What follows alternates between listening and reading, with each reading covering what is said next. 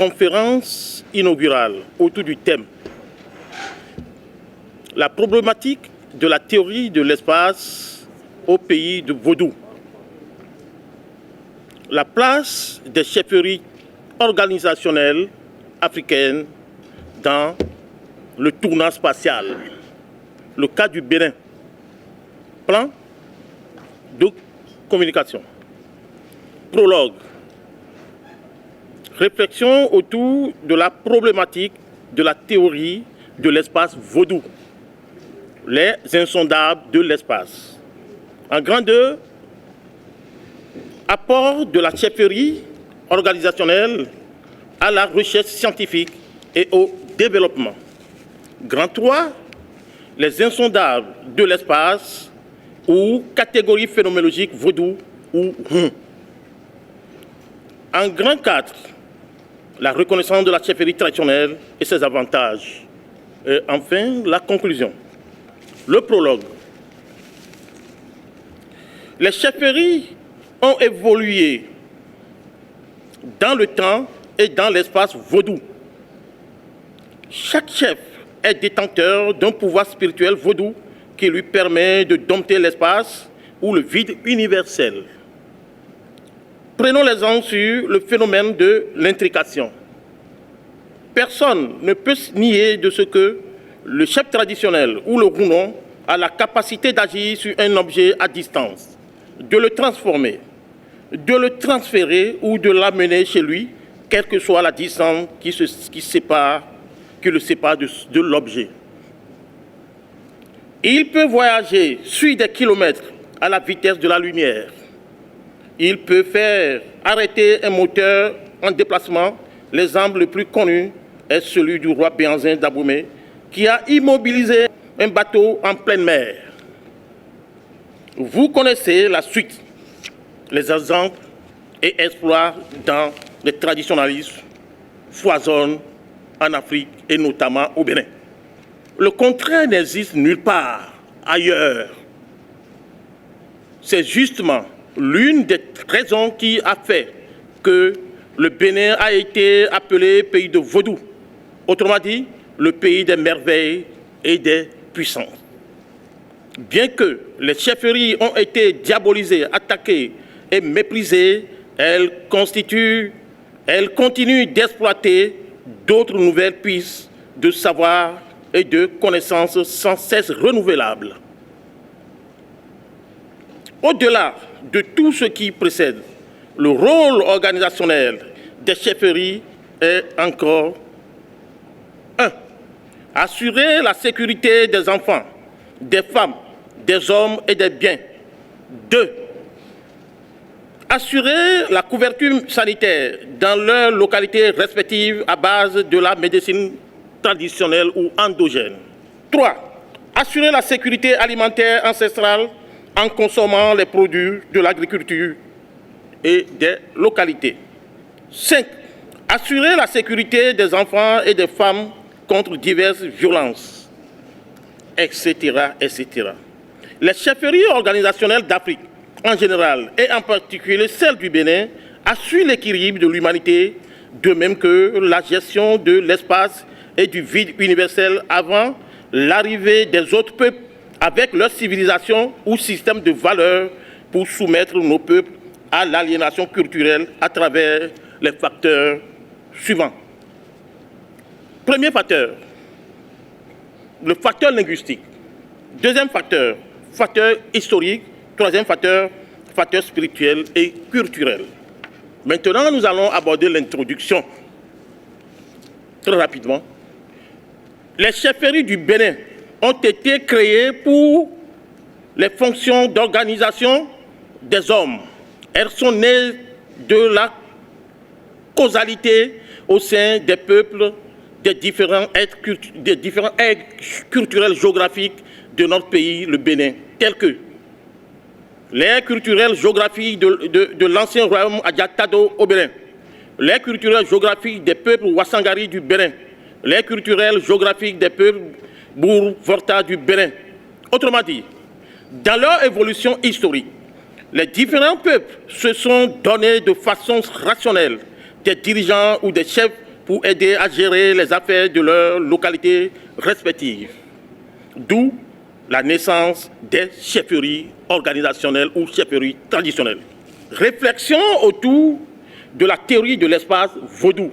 La réflexion actuelle que nous sommes en train de partager avec vous sur l'espace est véritablement un pas de plus au-delà de ce qui a été nommé le tournant spatial des sciences sociales, c'est-à-dire l'affirmation qu'une pensée de l'espace est nécessaire pour mener à bien le projet d'intelligibilité du monde inhérent aux différentes disciplines des sciences sociales et humaines.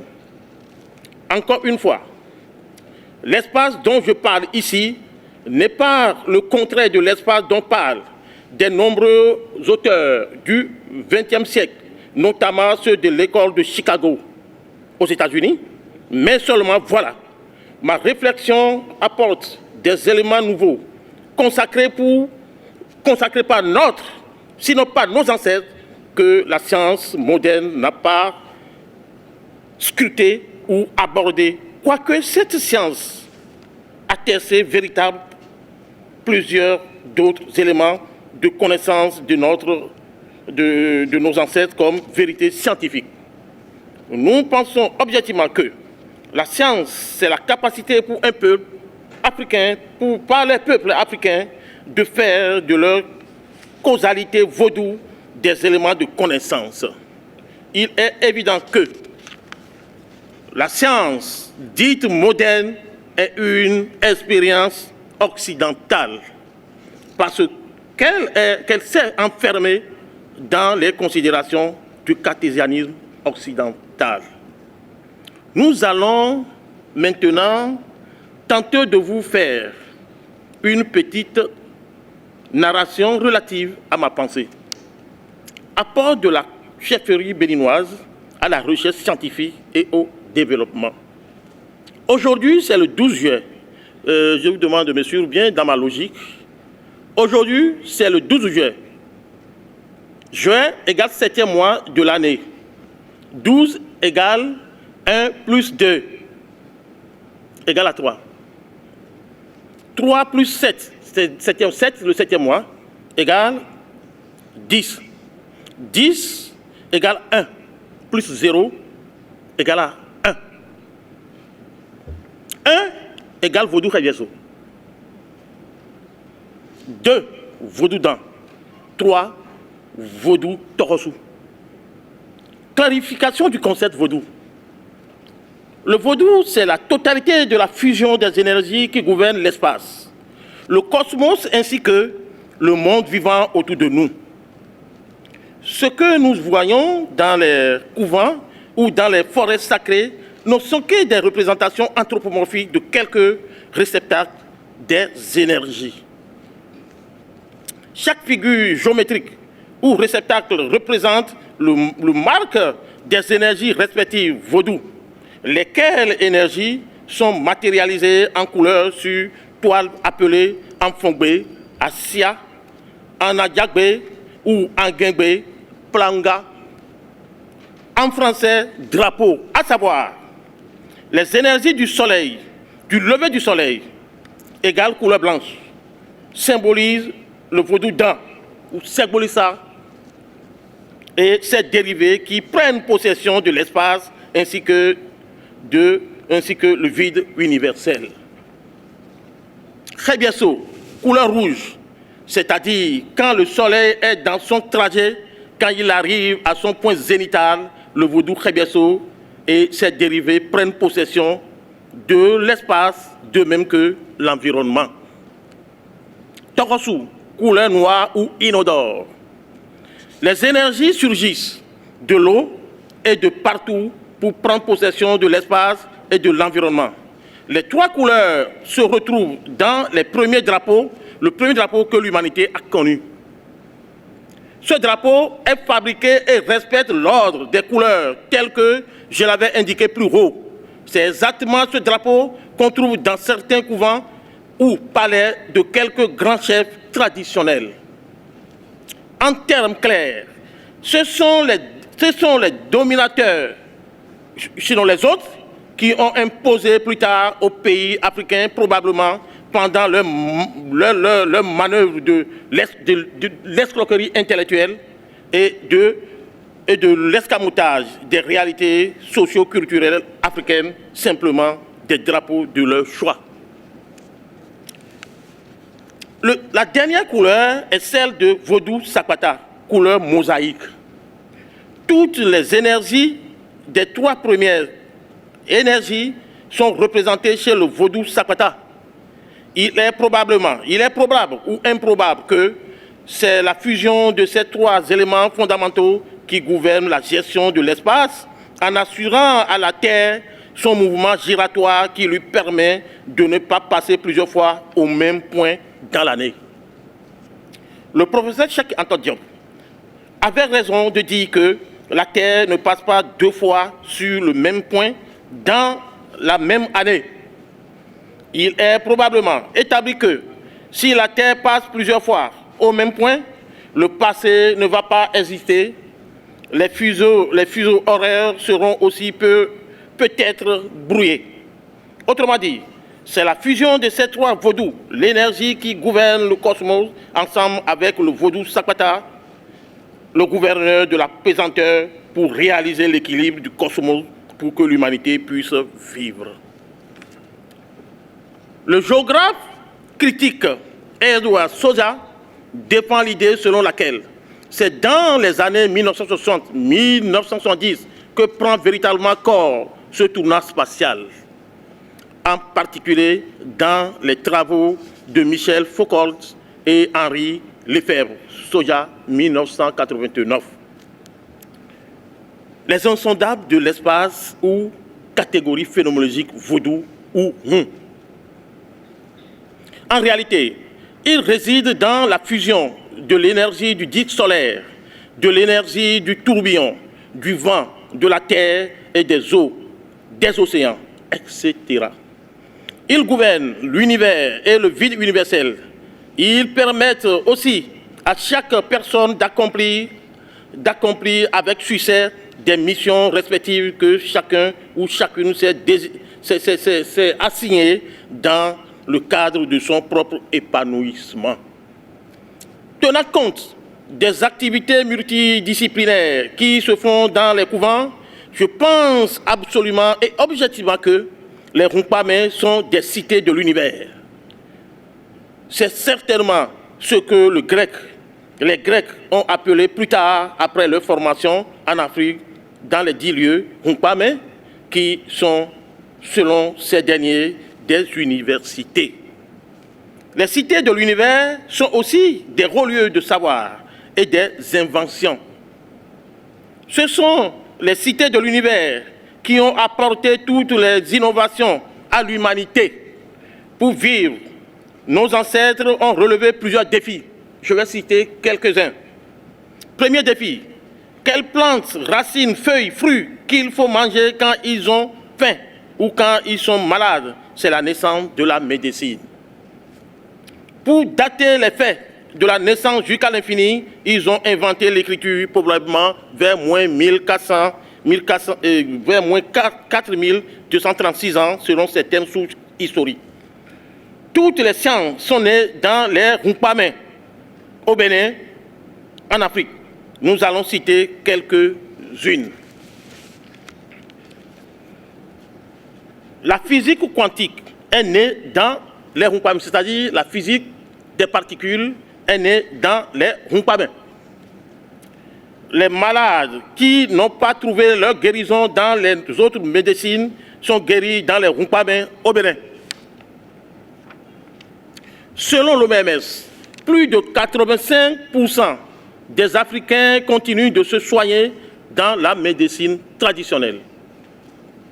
Le nombre binaire du Fa a permis à la création de l'ordinateur et des portables téléphoniques que nous traînons dans les bras.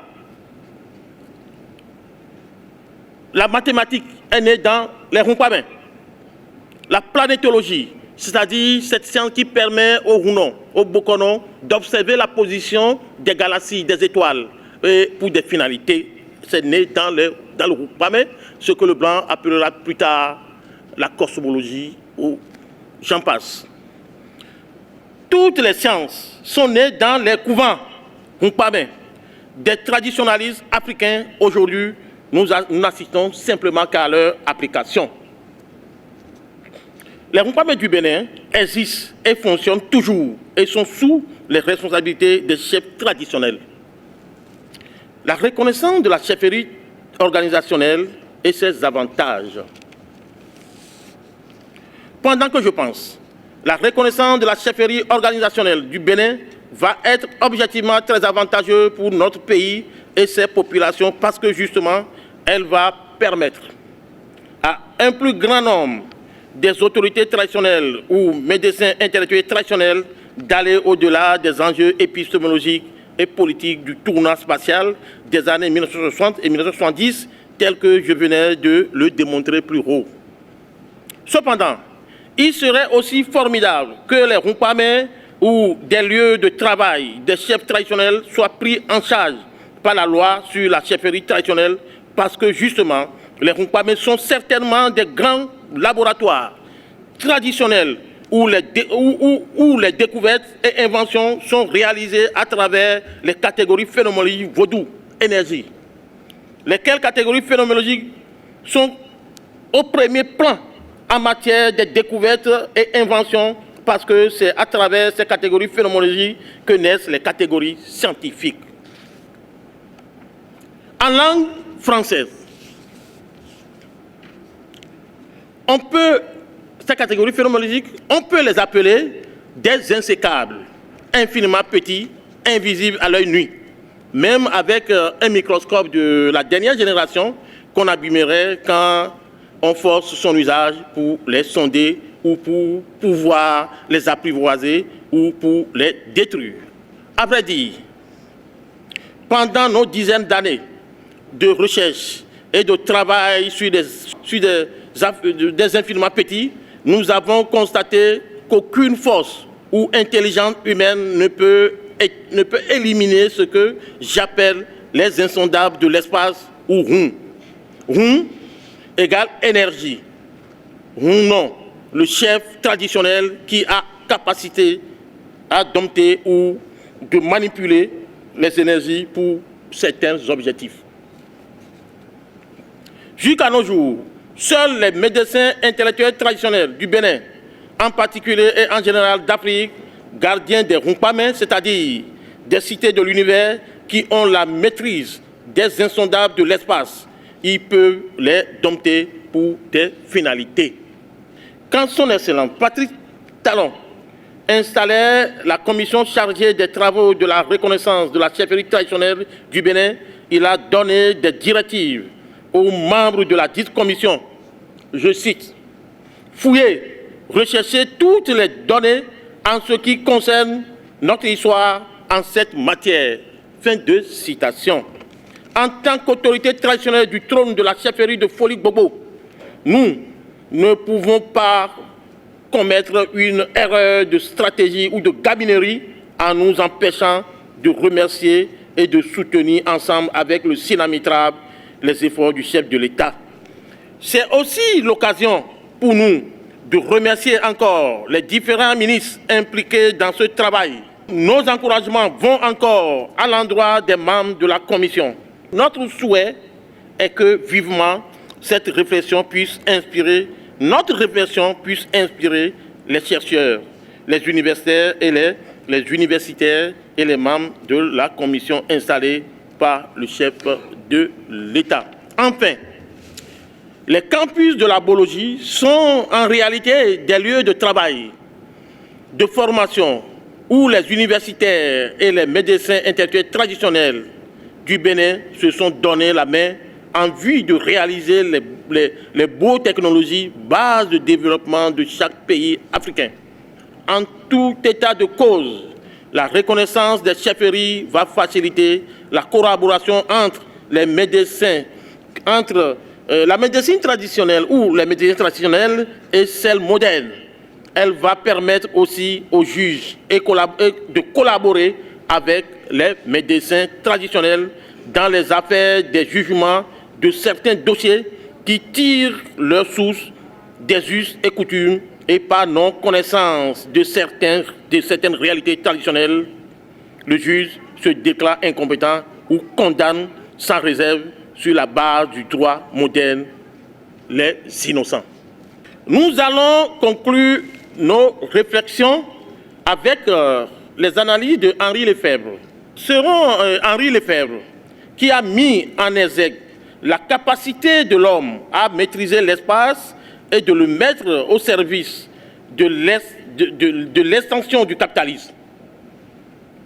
Ce qui suppose que les forces productives et techniques permettent d'intervenir à tous les niveaux de l'espace, local, régional, national, planétaire. Fin de citation, Lefebvre 1974, page 108.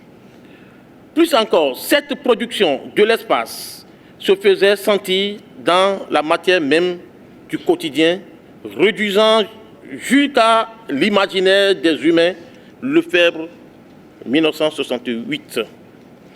Tout le monde sait véritablement maintenant que l'Afrique ne peut jamais se développer dans le mépris des chefferies traditionnelles, c'est-à-dire des médecins intellectuels traditionnels, des Rounons, des Bokonon, des rois, parce qu'ils maîtrisent les connaissances profondément rationnelles de l'épistémologie africaine dans leurs différentes langues maternelles.